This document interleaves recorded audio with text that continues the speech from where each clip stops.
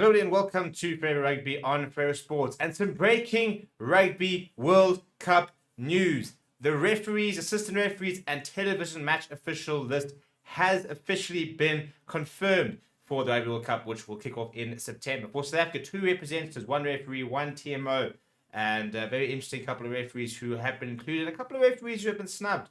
There's 2 in particular I'd like to talk about as well. Quite a few new faces at the World Cup and a couple of faces who will miss, for example, the likes of Nigel Owens not involved. There's just quite a few people that we're going to miss in this showpiece tournament. But yeah, before we look at the exact panel and stuff like that, please do smash the like on the video. Please do subscribe to the channel as well. So 26 match officials have been named, which include 12 referees, 7 assistant referees, and 7 television match officials. In total, they represent 9 nations with 630 test appearances between them. They will be responsible for the 48 matches of the tournament. The most experienced referees, for example, is Wayne Barnes, who's got the record amount of tests of 102. He's going to officiate in his 5th straight World Cup, his first one coming back in 2007. The first Georgian referee ever, Nick Amashkeli, he'll be making his debut in the World Cup. An absolute quality referee, very much one for the future. And I personally think he will referee a World Cup final in his lifetime. Rugby World Cup 2017 final referee Jordan Neville becomes the first woman to officiate at a men's Rugby World Cup. She is part of the TMO group, whilst Ben Whitehouse will follow in the footsteps of his father Nigel, who was assistant referee and TMO at Rugby World Cup 2003. So he's Ben Whitehouse now following in Nigel Whitehouse's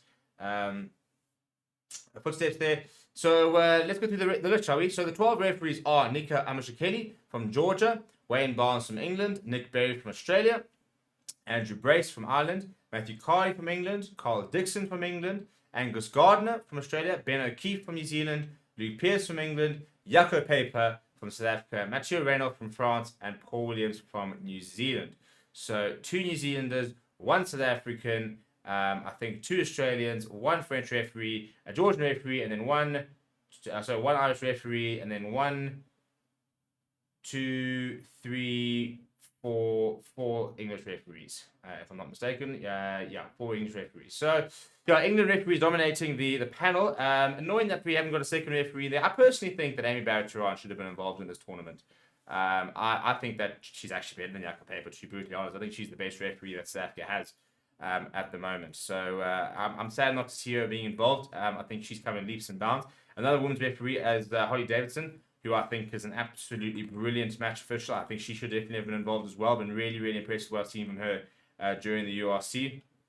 Communicates brilliantly. You never know. You've never got any doubt about where you stand and stuff like that. So I think it'd be really cool would have been really good opportunity for him for her to have been involved in the World Cup. But in terms of the then 7 assistant referees, Chris Busby from Ireland, Pierre Bousset from France, James Dolman from New Zealand, Craig Evans from Wales, we've seen a lot of him from the URC, Andrea Pirardi from Italy, also we've seen a lot of him in the URC, Christopher Ridley and Jordan Way from Australia, Christopher Ridley from England.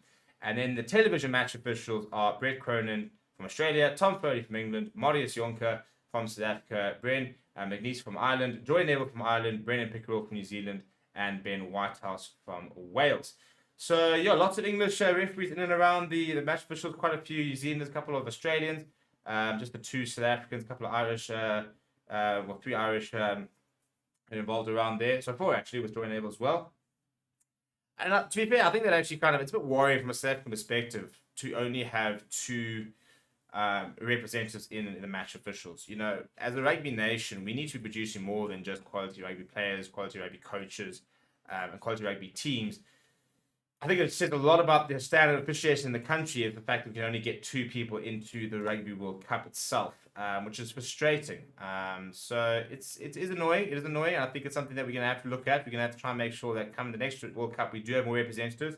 Because at the end of the day, if we've got a really good refereeing union and we've got really good referees in our country, that means the Currie Cup's being well officiated, the Varsity Cup's being well officiated. Obviously that means the URC's being well officiated and stuff like that.